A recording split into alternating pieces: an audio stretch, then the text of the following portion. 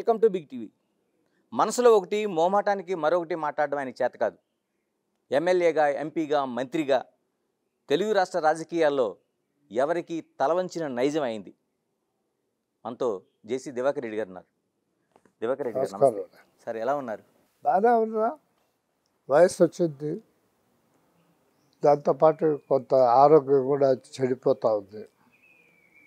కానీ తప్పదు, ఇవన్నీ జీవితంలో ఎదుర్కొంటున్నాం. సార్ అనేక ఎన్నికలను చూశారు మీరు. మన జరిగిన 24 ఎన్నికలను చూశారు. ఒక మార్పు కనిపించింది. ఈ మార్పు ఎలాంటి మార్పు అని అనుకుంటున్నారు మీరు? ఒకరి మీద ప్రేమ కాదు, ఒకరి మీద పగతో చేసినటువంటి ఎన్నికగా అనిపిస్తుంది. పోలింగ్కి రావడంలోనే అర్థమవుతుంది. ఎక్కడెక్కడి నుంచో వందలు, వేలు, లక్షల రూపాయలు ఖర్చు పెట్టుకుని వచ్చి ఓటేసిపోయారు. అంటే ఈ గవర్నమెంట్ ఉండకూడదు, ఈ ముఖ్యమంత్రి ఉండకూడదు అనే దృఢ నిశ్చయంతో వచ్చారు. కాబట్టి ఆ రకంగా జరిగింది తప్ప వేరే కాదు. గవర్నమెంట్ యాంటీ చూపించారు. సార్ మీరు ఇంట్లో అంత కసిగా వేశారు ఓట్లు. అంటే 164 సీట్లు 175కి అంటే ఒక చిన్న విషయం కాదు. అంతకుముందు 2019లో 151 సీట్లు అంటే ఒక రికార్డుగా పెద్దగా చెప్పుకున్నారు ఉన్నది. అంత కసి ప్రజలకు ఎందుకు వచ్చిందంటారు? ఆయన యాటిట్యూడ్ వల్ల, ఆయన యొక్క ప్రవర్తన వల్ల, ఆయన యొక్క యాంటీ సోషలిస్టిక్ యాక్టివిటీస్ వల్ల కస. అతను విలేజెస్లో పాలిటిక్స్ మాదిరి చేశాడు రాజకీయాన్ని. ఆ రకంగా చేసిన దానివల్ల ప్రతి ఒక్కరికి అసహ్యం వచ్చింది. ఇది దిగిపోవాలా అని అన్నారు. ఒక కమ్యూనిటీ, ఒక కులము, ఒక మతం అనేటటువంటి దీంట్లో సర్వత్రా అట్లాగే అనిపించింది. అందువల్ల ఆ రకంగా జరిగింది. చదువుకున్నాడు, చదువు రానివాడు, శ్రామికుడు, ఇంకొక రకంగా ఉన్నటువంటి వాళ్ళకు కూడా వాళ్ళు ఓటుకి రావడంలోనే వాళ్ళు దాన్ని ప్రదర్శిస్తూ వచ్చారు. అది సరే, వై నాట్ 175 జగన్మోహన్ రెడ్డి నినాదం కేవలం 11 సీట్లకి మాత్రమే పరిమితం అయిపోయాడు. ఏంటి ఆ పార్టీ భవిష్యత్తు ఏంటండి అసలు? మీరు ఎందుకంటే చాలా పార్టీల రాజకీయ భవిష్యత్తు చూశారు, నాయకుల భవిష్యత్తు చూశారు మీరు. ఇది రాష్ట్ర నాయకులకు ఒక గుణపాఠం. ఏ పార్టీ వాళ్ళైనా కావచ్చు, నాయకులకు ఒక గుణపాఠం. మన ఇష్టానుసారం మనం సార్వభౌములు అనేటువంటి అహంకారంతో ప్రవర్తిస్తే ఎవరికైనా ప్రజలు గుణపాఠం చెప్తారు అనేటువంటిది ఈ ఎలక్షన్లు చెప్తున్నాయి. ఇప్పుడు చంద్రబాబు నాయుడు ఉన్నాడు, ఆయన మనిషి మామూలుగా సౌమ్యంగా ఉంటే సరే. కానీ ఆయన సౌమ్యంగా ఉండిస్తామో మాట్లాడేటువంటి వాళ్ళము, ఆయన అంచులుగా ఉన్నటువంటి మేము పడ్డ బాధలు అతను చెప్పకుండా ఉంటామా? అతను చేయకుండా పోతే అతని మీద కూడా కోపం వస్తుంది మాకు. మా బాధలకు ప్రతీకారము, దాన్ని ఉపశమనం లేకుండా పోతే మాకు కూడా బాధ వస్తుంది. బాధ వచ్చినప్పుడు అతని మీద కూడా తిరుగుబాటు చేసేదానికి అవకాశం ఉంది. అందువల్ల చాలా జాగ్రత్తగా చంద్రబాబు నాయుడు గారు పరిపాలన చేయాల్సినటువంటి అవసరం. సార్, సంక్షేమ పథకాలు చాలా వరకు ప్రభుత్వాలను కాపాడతాయని ఇప్పటివరకు నమ్ముతూ వచ్చారు. జగన్ కూడా అదే విశ్వాసం చేశారు. చాలా వరకు డబ్బులు రాష్ట్రంలో కుమ్మరించారు. ఎందుకని సంక్షేమ పథకాలు ఎందుకు కాపాడలేకపోతున్నాయి? మీ అభిప్రాయం ఏమంటారు? సంక్షేమ పథకాలు బాగానే ఉన్నాయి, కానీ ఈ ప్రతీకారం అనే దానివల్ల అవన్నీ పోయినాయి. ఆ సంక్షేమ పథకాలన్నీ వెనకబోయాయి. ప్రతిదానికి ప్రతీకారం తీసుకోవాల్సినటువంటి ఆకాంక్ష అతనిలో ఎక్కువ ఉన్నది. ఆ ఎక్కువ దాన్ని అది సర్వత్రా వ్యాపించింది. సార్ మీరు అన్నట్టు ఇప్పుడు తెలుగుదేశం, జనసేన, బీజేపీ ఒక అనూహ్యమైన కూటమి ఇది. ఎన్నికలకు ముందు కూడా పెద్ద చర్చ జరిగింది, ఎలక్షన్ తర్వాత కూడా జరిగింది. అంటే ఎలా ఉండాల్సిన అవసరం ఉంది? వీళ్ళు ఎలా అడుగులు వేయాలి? ఎందుకంటే 3 పార్టీలు 3 భిన్నమైన దృక్పథాలతో ఉన్న పార్టీలు ఇవి. ఇన్ని దృక్పథాలతో ఉన్న వాస్తవాలను గ్రహించాలి. ప్రతీకారం అనేటువంటిది ఉండకూడదు. ప్రతీకారం లేకుండా ప్రజా సంక్షేమమే ధ్యేయంగా పెట్టుకొని పనిచేస్తే బాగుంటుంది. ఇలా ఈ 5 ఏళ్ళలో ప్రభుత్వం చేయాల్సింది ఏముంది? ఎందుకంటే అనేక పథకాలు నిలిచిపోయి ఉన్నాయి రాష్ట్రంలో. మీరు గుర్తించినవి అనేకం ఉన్నాయి. ఈయన కూడా చాలా పథకాలు చెప్పాడు చంద్రబాబు నాయుడు గారు కూడా. ఎట్లా సర్దుతాడో చూడాలా. ఆర్థికంగా బాగలేదు పరిస్థితి. ఆ పరిస్థితి గట్టెక్కుతాడు, ఎట్లా ఎక్కుతాడు అది. కానీ ఒక శుభసూచక మొన్న ప్రమాణ స్వీకారానికి ఇతర దేశాల నుంచి కూడా ప్రముఖులు చాలామంది వచ్చారు. వాళ్ళు వచ్చారు కాబట్టి బయట నుంచి పరిశ్రమలు వచ్చేదానికి అవకాశం ఉంది. పరిశ్రమలు వస్తేనే ఏమైనా ఆర్థికంగా బాగుపడతాము. ఆ బాగుపడడం అది ప్రజలకు ఉపయోగపడాలి. ఇలా అమరావతి నిర్మాణం సంబంధించి అనేక చర్చలు దాని గురించి జరుగుతున్నాయి. ఎందుకు మీకు డౌట్ ఉంది? అమరావతిగానే ఉంటుంది, అది రాజధానిగానే ఉంటుంది.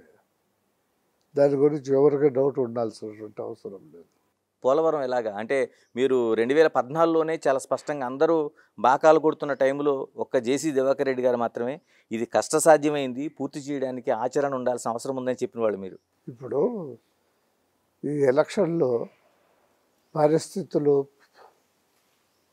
మోడీ గారు కూడా సన్నిహితమైనారు పరిస్థితుల ప్రభావం వలన చంద్రబాబు నాయుడుతో. బహుశా అందువలన పోలవరం కూడా సాధ్యమవుతుంది, సుసాధ్యమవుతుందని నేను నమ్ముతున్నా. మొన్ననే పోయి వచ్చాడు పోలవరానికి, నిన్న పోయి వచ్చాడు ముఖ్యమంత్రి గారు. ముఖ్యమంత్రి గారికి ప్రత్యేకమైన శ్రద్ధ ఉంది దానిపైన. కాబట్టి ఈ ఉన్న పరిస్థితులు, ఈ ఉన్న రాజకీయంలో మా ముఖ్యమంత్రి గారు అధిక ప్రాధాన్యత ఇస్తారనుకుంటున్నా పోలవరానికి.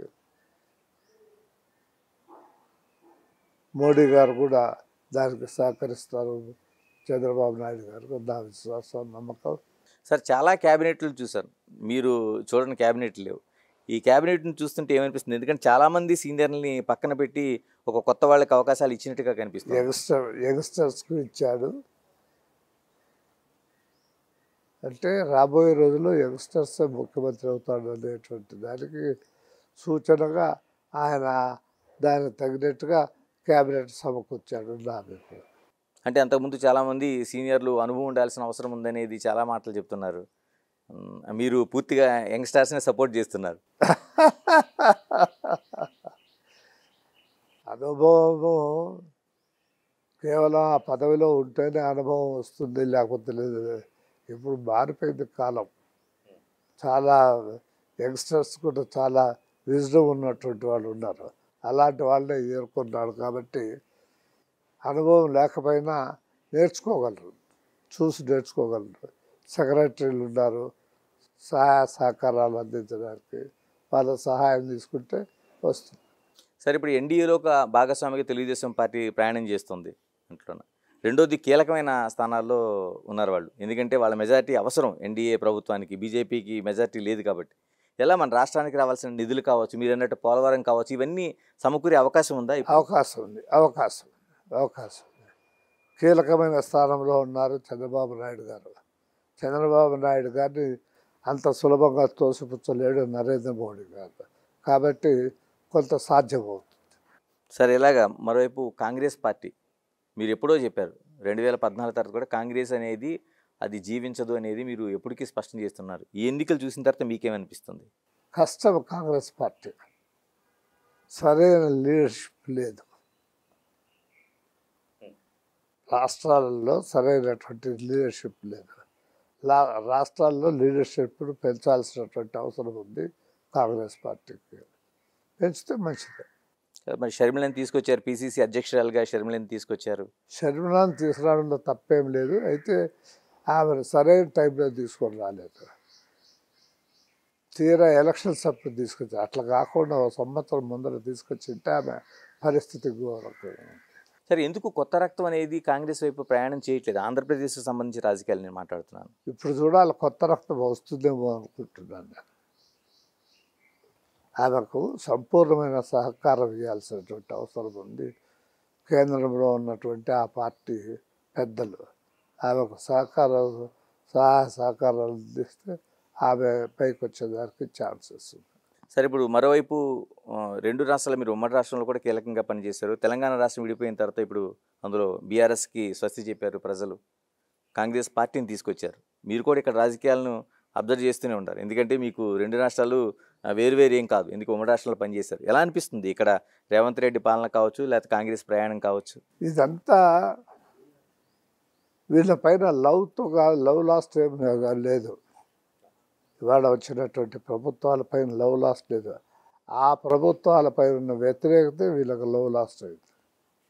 వ్యతిరేకత ఓట్లు. ఎలా అనిపిస్తుంది ఇప్పుడు చాలా వరకు ఇక్కడ పథకాలని అక్కడ ఆ, కొంత కాపీ చేసినట్టు కనిపిస్తుంది. ఆ, అంటే ఎక్కువ ఒక ప్రయాణం జరుగుతుంది. ఏమనిపిస్తుంది మీకు ఇక్కడ రేవంత్ రెడ్డిని అబ్జర్వ్ చేస్తున్నారు మీరు? రేవంత్ సిన్సియర్గానే ప్రయత్నం చేస్తున్నాడు, రాగద్వేషాలకు అతీతంగానే ప్రయత్నం చేస్తున్నాడు. సీనియర్లను అందరినీ కలుపుకొని పోతున్నాడు, ఇతర పార్టీ వాళ్ళు కూడా కలుపుకొని పోతున్నాడు, తెలివిగా చేసుకుంటున్నాడు. మరి అది ఎంతవరకు ఆచరణలోకి వస్తుందనేది చూడాలి, వెయిట్ చేసి చూడాలి. అతని ప్రయత్నం అతను సిన్సియర్గా చేస్తున్నాడు. Congratulations to Revanth Reddy. సరే, మీరు పేరుకు జేసీ దివాకర్ రెడ్డి, కానీ ఎప్పుడు కూడా మీరు కులాలకు సంబంధించిన దాన్ని ఏదో రూపంలో వ్యతిరేకిస్తూనే ఉంటారు. అది ఎక్కడి వరకు ఉండాలో అక్కడి వరకే ప్రయాణం చేయాలని మీరు చాలా సందర్భాలు చెప్పిన మాటలు ఉంటాయి. ప్రత్యేకంగా ఆంధ్రప్రదేశ్కి సంబంధించి అంటే మిగతా సమయాల్లో కలిసి ఉంటారు, కానీ ఒక ఎన్నికల సమయంలో పూర్తిగా ఒక రేఖ విడిపోయి ఉంటుంది. ఈసారి మరింత ఎక్కువగా కనిపించింది. ఆ, ఎలా చూడాల్సిన అవసరం ఉందండి ఈ రాజకీయాలని, ఆంధ్రప్రదేశ్ రాజకీయాలు? ఇది మనుషుల యొక్క దృక్పథాన్ని బట్టి ఉంటాయి. ఇవన్నీ ఎంతవరకు చూడాలనేది వాళ్ళు నిర్ణయించుకోవాలి.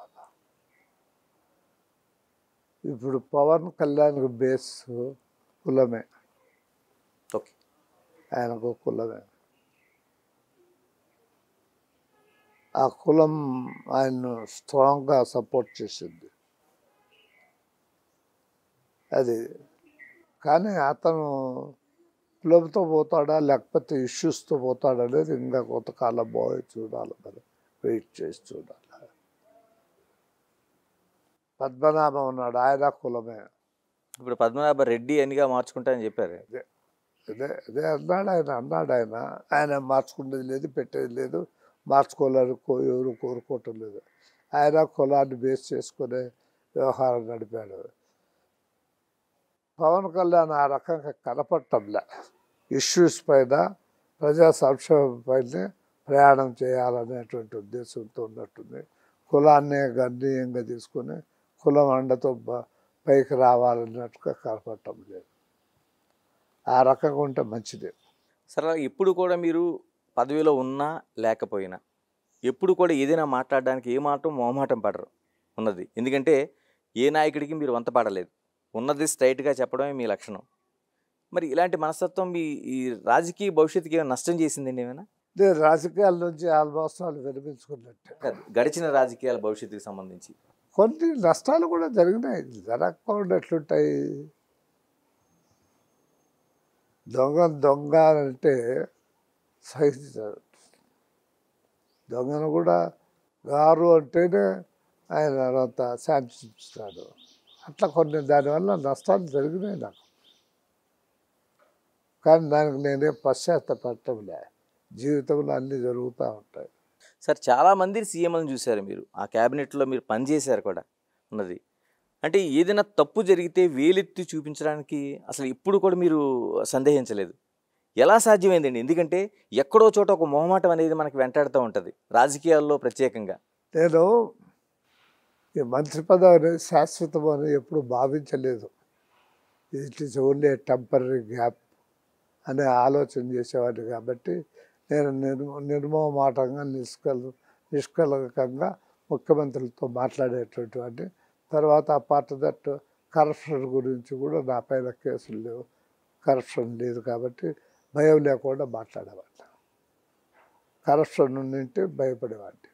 సార్, ఉన్న సీనియర్ నాయకుల్లో కొద్ది మందిని వేళ్లపైన లెక్కేసుకుంటే జేసీ దివాకర్ రెడ్డి గారు ఒకరు. ముఖ్యమంత్రి కావడానికి అన్ని అర్హతలు ఉన్నాయనేది పబ్లిక్ నుంచే వస్తున్నది. ఎందుకు ఆ పీఠాన్ని మీరు దగ్గరగా ఎందుకు చేరుకోలేకపోయారు? ఇప్పుడు పైరవి ఒకటి, అదృష్టం ఒకటి, రెండు ఉండాలా. నేను అనుకుంటా అదృష్టం లేదు అని అనుకుంటా. నేను ఎవరిని నిందించడం లేదు దీంట్లో. లక్ ఉంటే అది అంతకదే వచ్చి ఉండేది, లక్ లేదు కాబట్టి రాదా. That's all. లక్ రాసి పెట్టి ఉండాలి. అదృష్టం నమ్ముతారు. నమ్ముతా. అంటే జేసీ దివాకర్ రెడ్డి గారి ప్రయాణం ఇంతవరకు అదృష్టం పైన ప్రయాణించిందంటారు. అంతే నా నమ్మకం అది. సరే ఎలాగా అంటే అనంతపురం తాడిపత్రిలో జేసీ దివాకర్ రెడ్డి గారు ఒక సింహంలాగా అలాగే భావిస్తారు అక్కడ. ఎందుకంటే ఆ పరిస్థితి మేము దగ్గర నుండి కూడా చూసాం. ఇప్పుడు అలాంటి దివాకర్ రెడ్డి గారు ఈ రోజున ఊరు విడిచిపెట్టి రావాల్సిన పరిస్థితులు కల్పించారు.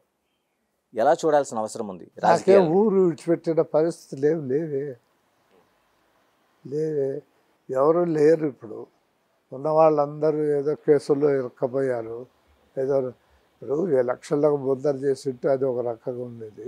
ఎలక్షన్లు అయిపోయిన తర్వాత ఆ కేతిరెడ్డి వాళ్ళు ఏదో పోయి రాళ్ళు వేయడము, మళ్ళా మా వాళ్ళు దానికి ప్రతీకారంగా చేయడంతో ఉన్న వాళ్ళందరూ జైలు పాలయ్యారు. ఎవరు లేరు కాబట్టి అందరూ కేసుల్లో ఉన్నారు కాబట్టి పోలేదు అంతే తప్ప నాకేం బాధ కలిగించేటువంటి పరిస్థితులు ఏం లేవు. నేను ఊరు విడిచిపెట్టాల్సినటువంటి పరిస్థితులు లేవు అక్కడ. సార్ 2019 ఎన్నికలకు ముందే మీరు చాలా సందర్భాల్లో మాట్లాడారు బహిరంగంగానే. జగన్మోహన్ రెడ్డి గాని వస్తే అది చచ్చేటి లాంటి పరిస్థితే వస్తుంది అనేది మీరు ముందుగానే కాషన్ చేశారు. ఎందుకని అంత అంటే ముందుగా ఎందుకు అంత కాషన్ చేయగలిగారు? నాకు రాజశేఖర్ రెడ్డి గుడ్ ఫ్రెండ్. రాజశేఖర్ రెడ్డి చెప్పేవాడు ఈయన మనస్తత్వం ఎట్లాంటిది అనేది. ఈయన వాళ్ళ తాతకు తప్ప ఎవరికి మాట వినేవాడు కాదు. జగన్మోహన్ రెడ్డి గారు వాళ్ళ తాత మాట తప్ప ఎవరికి మాట వినేవాడు కాదు. కొంత మూర్ఖత్వం పట్టుదల ఉండేటువంటి వ్యక్తి కాబట్టి ఇది వస్తుందని ఊహించాను అంతే. దానికి నా ఊహ కారణం రాజశేఖర రెడ్డి గారు. సరే మీరు విజయభాస్కర్ రెడ్డి గారితో పోరాడారు, రాజశేఖర రెడ్డితో పోరాడారు, అడ్జస్ట్ అయ్యారు. ఎందుకు ఇక్కడికి వచ్చేప్పటికి జగన్మోహన్ రెడ్డితో ఎందుకు అడ్జస్ట్ అయిపోయారు? ఎందుకంటే మీకు పితృ సమానుడిగా మీరు సింగిల్ ఓటుతో పిలిచే వ్యక్తి ఆయన ఉన్నది, మీరు చిన్నప్పటి నుంచి చూసిన వ్యక్తి. Because of Rajasekhara Reddy. రాజశేఖర రెడ్డి ఇతని గురించి ఎప్పుడు మంచి మాటలు చెప్పేవాడు కాదు, సరైన వాడు కాదు, మొండివాడు, పట్టుదల ఉన్నటువంటి వాడు, అసమర్థత ఉన్నటువంటి వాడు, ఆలోచన తక్కువ అనేటువంటి మాటలు ఎప్పుడు రాజశేఖర రెడ్డి గారు చెప్పారు కాబట్టి అందువల్ల అడ్జస్ట్ కాలేకపోయాం. అలాగే ఇప్పుడు వరకు చాలా అక్రమ కేసులు చూసాం మనం అనేక చోట్ల. తర్వాత అనేక బైండ్ ఓవర్ కేసులు, వాళ్ళని జైల్లో పెట్టడం. ఇప్పుడు ప్రభుత్వం మారింది, దీనిపైన అంటే ఒక మీ కుటుంబమే కాదు లేకపోతే మీ అనుచరగణమే కాదు, రాష్ట్ర వ్యాప్తంగా అదే పరిస్థితి మనకి చూసాం. మీరు ఇప్పుడు వచ్చిన ప్రభుత్వాన్ని, ముఖ్యమంత్రిని ఏం డిమాండ్ చేయబోతున్నారు? నేనైతే ఏమి డిమాండ్ చేసేది లేదు. గవర్నమెంట్ తన పని తను చేసుకుంటూ పోతుంది. మనమేం ప్రత్యేకంగా డిమాండ్ చేయాల్సిన అవసరం లేదు. డిమాండ్ చేసేవాళ్ళు చాలామంది ఉన్నారు. నేను జగన్మోహన్ రెడ్డి ఇది చేయండి అది చేయండి అని మాత్రం నేను డిమాండ్ చేయను. గవర్నమెంట్ తన డ్యూటీ తను చేస్తుంది అంతే, తన కార్యక్రమాలు తను చేస్తుంది. ఈ అక్రమ కేసులన్నీ తీసేసే అవకాశం ఉంది, ఎత్తేసే అవకాశం ఉందా? చాలా వరకు ఉంది, చాలా వరకు ఉంది. ముఖ్యమంత్రి పేరు కూడా చాలా ప్రెషర్స్ ఉంటాయి, తప్పదు. సార్ చాలా వరకు మార్పు వస్తుంది, ఎడ్యుకేషన్ పెరిగింది. అప్పట్లోనే జేసీ దివాకర్ రెడ్డి బ్రదర్స్ బాగా చదువుకుని రాజకీయాల్లోకి వచ్చిన నాయకులు మీరు ఉన్నది. అయినా సరే తాడిపత్రి పేరు చెప్తే ఒక ఫ్యాక్షన్ రాజకీయాలకు కేరాఫట్రాజ్గా చెప్తూ ఉంటారు. ఎప్పుడు ఇలాంటి మాటలకు కావచ్చు లేకపోతే ఇలాంటి ఆచరణకు కావచ్చు ఎప్పుడు పులి స్టాప్ పడే అవకాశం ఉంది? ఇప్పటికే బాగా తగ్గిపోయింది, ఇంకా తగ్గుతుంది అని అనుకుంటున్నాను. పాలిటిక్స్లో ఫ్రాక్షన్కు ఒక కాలం చెల్లిపోయింది, లేదు, అవకాశం లేదు.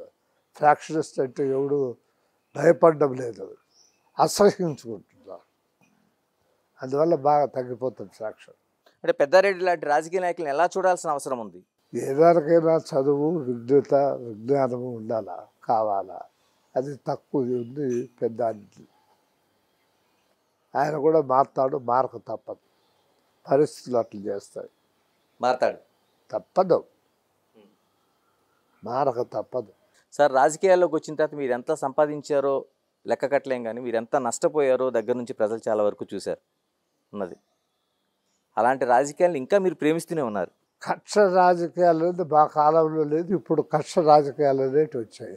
జగన్మోహన్ రెడ్డి కక్ష రాజకీయాలు చేశాడు, అట్లాగే లోకల్గా ఉన్నటువంటి వాళ్ళు చేశారు. అందువల్ల నా ట్రాన్స్పోర్ట్ పోయింది, నా మైనింగ్ పోయింది, కంప్లీట్గా పోయినాయి. సరే జేసీ దివాకర్ రెడ్డి బ్రదర్స్ ఇద్దరు కూడా స్వపక్షంలో ఉన్నప్పుడు, ప్రతిపక్షంలో ఉన్నప్పుడు అధికారంలో ఉన్నప్పుడు లేనప్పుడు ఎప్పుడు ఒక పోరాటమే కనిపిస్తూ ఉంటుంది. ఎప్పుడు అంటే అలసట అనిపించదండి అసలు? అనిపిస్తుంది అనిపిస్తుంది ఉమ్. ఏం చేయలేము, ఉన్న పరిస్థితులకు అనుగుణంగా దాన్ని సర్చ్ చేసుకుంటూ పోవాలి తప్ప నా చేత కాదని చేతులు ఎత్తడానికి వీల్లేదు. ఇలా మీ వారసులుగా పవన్ కావచ్చు, పవన్ రెడ్డి కావచ్చు, అయితే అస్మిత్ రెడ్డి కావచ్చు. అస్మిత్ రెడ్డి ఇప్పుడు ఎమ్మెల్యేగా చూస్తున్నాం.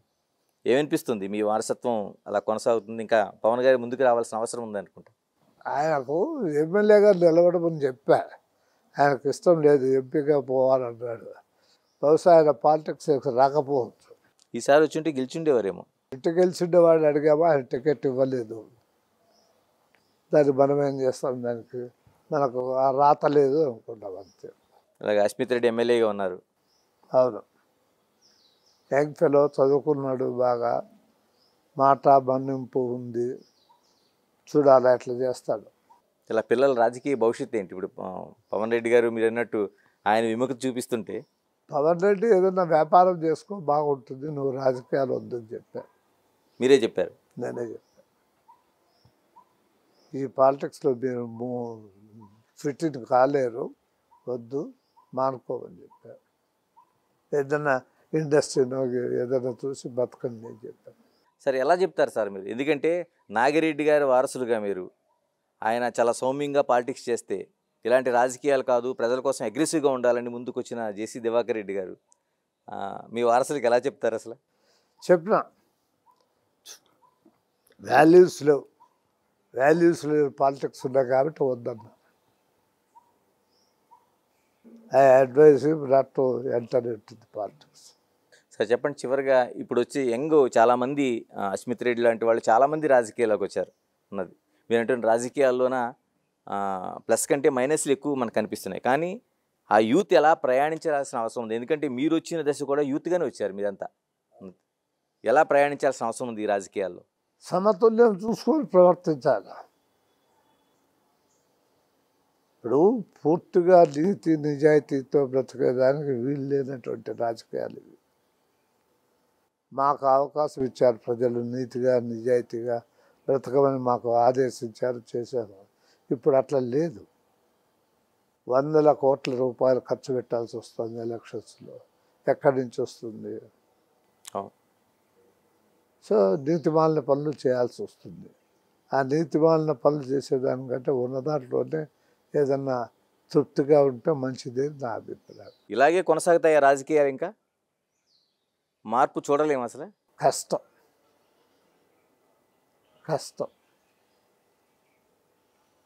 ప్రతిదీ డబ్బుతో పోలుస్తున్నారు కాబట్టి కష్టం.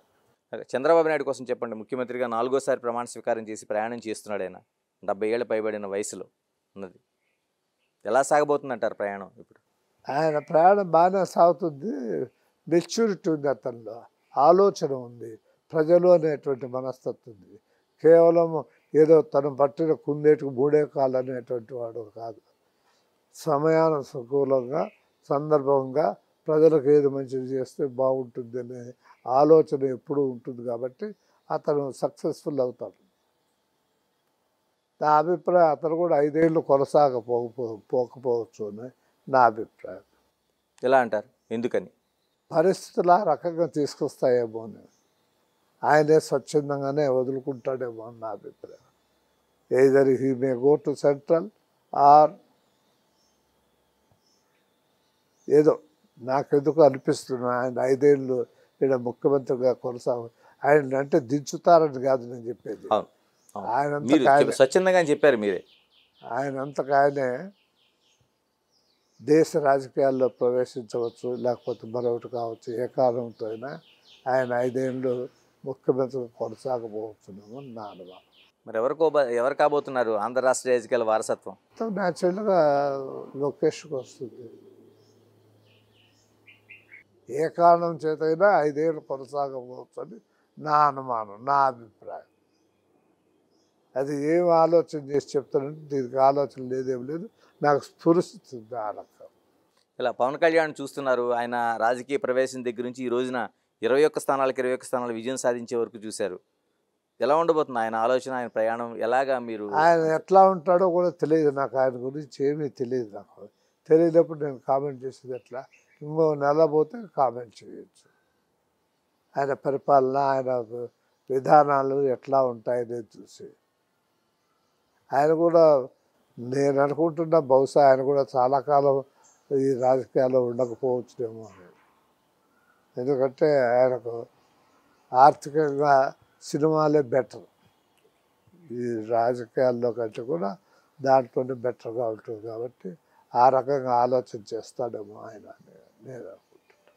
సార్, చివరిగా చెప్పండి, 4 దశాబ్దాల పాటు ప్రజలకి, అంటే కేవలం అనంతపురం తాడిపత్రి కాదు, తెలుగు రాష్ట్రాల్లో కూడా మీరు ప్రజాసేవకి అంకితం అయ్యారు.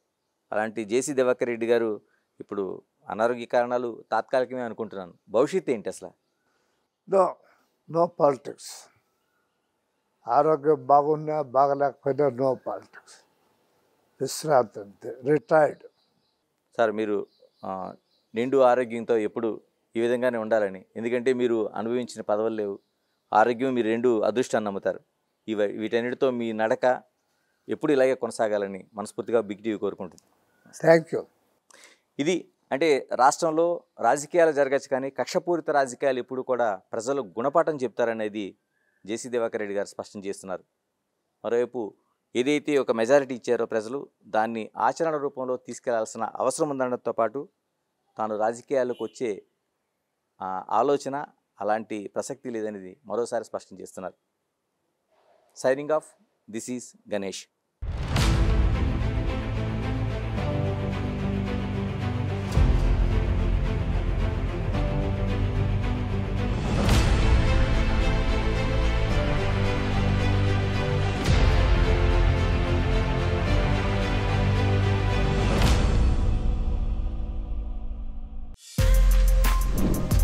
For more videos like this, subscribe Big TV channel.